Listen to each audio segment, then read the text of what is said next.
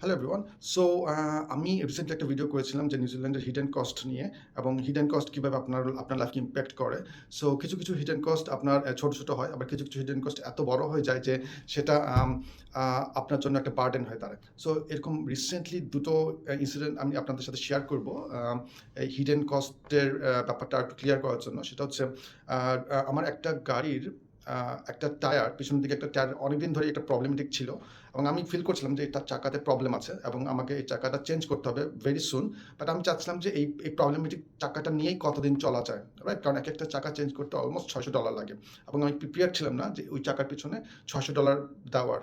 So আমি চাচ্ছিলাম যে যতদিন পারি এই প্রবলেমেটিক চাকাটা নিয়েই চলি। তো যখন একেবারেই পারলাম না, তখন আমাকে এই চাকাটা চেঞ্জ করতে হবে ফাইনালি। এবং আমার মাথায় ছিল যে এই চাকাটা চেঞ্জ করতে $600 লাগবে। সো $600 নিয়ে আমি গ্যারেজে গেলাম এবং গ্যারেজের মেকানিক আমার গাড়িটা দেখে বলল যে আমার ওই চাকা তো চেঞ্জ করতেই হবে, বাট সে আরেকটা চাকাতে প্রবলেম পেয়েছে, সেটাও চেঞ্জ করতে হবে। মানে আমি কিন্তু একটা চাকা চেঞ্জ করার টাকা নিয়ে গিয়েছিলাম $600, কিন্তু এখন মেকানিক বলছে আমার দুটো চাকা চেঞ্জ করতে হবে। মানে এক লাফে আমাকে 600-র বদলে আমাকে $1200 আমাকে পে করতে হয়েছে এবং সেই এক্সট্রা $600 কিন্তু আমার প্ল্যানে ছিল না, আমার হিসাবে ছিল না, রাইট? সো এরকম হুটহাট উটকো খরচ আপনার ঘাড়ে এসে চড়ে বসবে এবং এটাকে মেনে নেওয়া ছাড়া আপনার কোনো ওয়ে নেই। সো নিউজিল্যান্ডে বা যে কোনো ফার্স্ট ওয়ার্ল্ড কান্ট্রিতে এই মেন্টালিটি রাখতে হবে যে আপনার এই খরচগুলো ব্যাপারে, রাইট? সো এটা একটা এক্সাম্পল গেল। আরেকটা এক্সাম্পল দিই, সেটা হচ্ছে আমার সাথে পড়াশোনা করছে, মাস্টার্স করতেছে।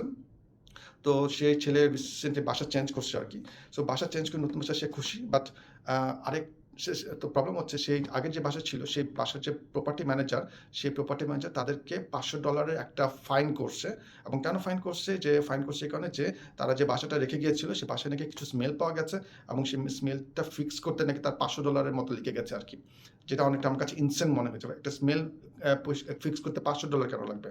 বাট এনিওয়েজ তারা যেহেতু স্টুডেন্ট, $500 কেন? আননেসেসারি $100 স্পেন্ড করাও কিন্তু তাদের জন্য একটা বার্ডেন, রাইট? বাট এখন তাদেরকে $500 পে করতে হচ্ছে। আর তারা যেহেতু স্টুডেন্ট, তারা চাইলে এটা কোর্ট পর্যন্ত নিয়ে যেতে পারে। বাট বাট সাধারণত স্টুডেন্টরা ওই হ্যাজেলে যায় না। ঠিক আছে? তারা এগুলোকে এভয়েড করার চেষ্টা করে। কোর্ট কাচারির ব্যাপারগুলো এভয়েড করার চেষ্টা করে। যেহেতু নিউজিল্যান্ড একটা ফ্রিডম অফ স্পিচের কান্ট্রি, এখানে আপনার রাইট আছে। আপনি যে ভিসা দিয়ে থাকেন না কেন, আপনার ভয়েস রাইজ করার রাইট আপনার আছে। আপনি চাইলে এটাকে কোর্ট পর্যন্ত নিয়ে যেতে পারবেন। বাট অনেক স্টুডেন্ট এগুলোকে এভয়েড করে। বাট এনিওয়েজ যেখানে তার কোনো টাকা দেওয়ার কথা ছিল না, সেখানে তাদেরকে $500 একটা ফাইন তাদেরকে গুনতে হয়েছে। সো নিউজিল্যান্ডে বা যেকোনো ফার্স্ট ওয়ার্ল্ড কান্ট্রিতে আপনার এরকম হুটহাট উটকো খরচ উড়ে এসে চড়ে বসবে, যেটার জন্য আপনি প্রিপেয়ার্ড না। Alright? So yeah, that's all. See you again. Bye.